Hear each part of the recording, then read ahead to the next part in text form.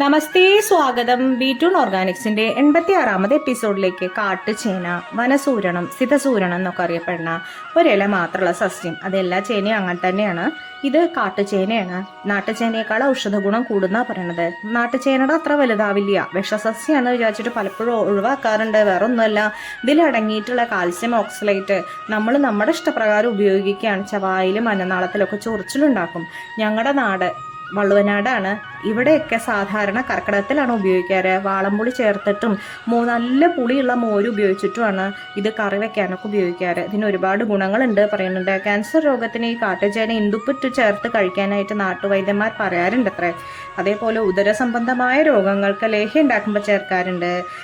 ഓലന്, അതേപോലെ തോരൻ, അങ്ങനെയൊക്കെ പുളിങ്കറി അങ്ങനെയൊക്കെ ഉപയോഗിക്കാറുണ്ട്. പൈൽസിന് നല്ലതാണ് പറയുന്നു. പുളി ചേർത്ത് വെച്ച് കഴിഞ്ഞ് കഴിഞ്ഞാൽ അസലാണ്.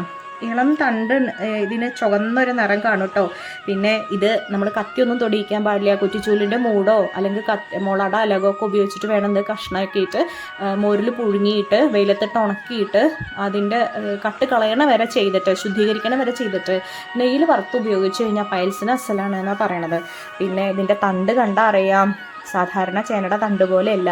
ചേനത്തണ്ടെന്നുള്ള പാമ്പിനെ എന്തുകൊണ്ടാണ് ഇങ്ങനെ പറയണതെന്ന് ഇതിൻ്റെ തണ്ട് കണ്ടാൽ തന്നെ അറിയാം. ചെറിയ ചെറിയ മുള്ളു പോലുള്ള ഒരു സ്ട്രക്ചർ നമുക്കിതിൽ കാണാം കേട്ടോ.